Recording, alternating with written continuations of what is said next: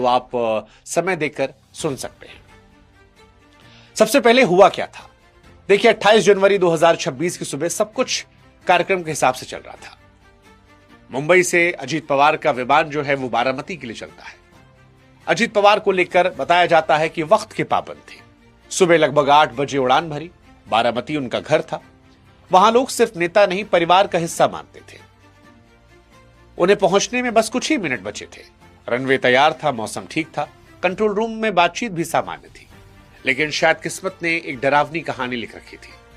Landing की दूसरी कोशिश के दौरान रनवे से केवल 100 मीटर पहले विमान का संतुलन बिगड़ गया। फिर एक तेज धमाका हुआ और 2 टुकड़ों में विमान टूट गया। देखते ही देखते भीषण आग लगी। 8:45 के आसपास सब कुछ होता है। सवाल यह नहीं था कि विमान कहां गया, सवाल यह था कि दादा कहां है। कुछ देर बाद जवाब आया, लेकिन वो किसी बयान में नहीं, धुएं और मलबे की तस्वीरों में। हादसे में अजीत दादा, उनके साथ उनके सुरक्षाकर्मी विदित जाधव, अटेंडेंट पिंकी माली और दोनों पायलट, जिसमें सुमित कपूर और उनके को पायलट शंभवी पाठक की मौके पर मौत हो गई। फिलहाल एयरक्राफ्ट एक्सीडेंट इन्वेस्टिगेशन ब्यूरो की टीम जो है जांच कर रही है। लेकिन महाराष्ट्र के लिए उस लगाम का टूट जाना था जिसकी आदत पूरे राज्य को लग गई थी। अजीत पवार की जिंदगी का स्ट्रगल बाकी राजनेताओं जैसा नहीं था। बाकी राजनेताओं को विरोधी पार्टियों से लड़ना होता है। अजीत पवार की सबसे बड़ी लड़ाई उनका सरनेम थी। शरद पवार का भतीजा होना एक वरदान था, लेकिन वो अपने साथ बहुत सारी उम्मीदों को लेकर भी आया था और ये बोझ भी बन रहा था, क्योंकि वो उस पहचान से आगे निकल नहीं पा रहे थे। 22 जुलाई साल 1959 को जन्मे अजीत ने कम उम्र में अपनी काबिलियत को साबित कर दिया था। साल 1991 में पहली बार लोकसभा सांसद के तौर पर शपथ ली।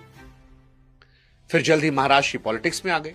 91 से लेकर 2024 तक लगातार विधायक रहे, जो बताता है कि जमीन पर उनकी पकड़ रही। वे सिर्फ सत्ता खिलाड़ी नहीं थे। 2022-23 में विपक्ष के नेता के तौर पर भी धार दिखाई।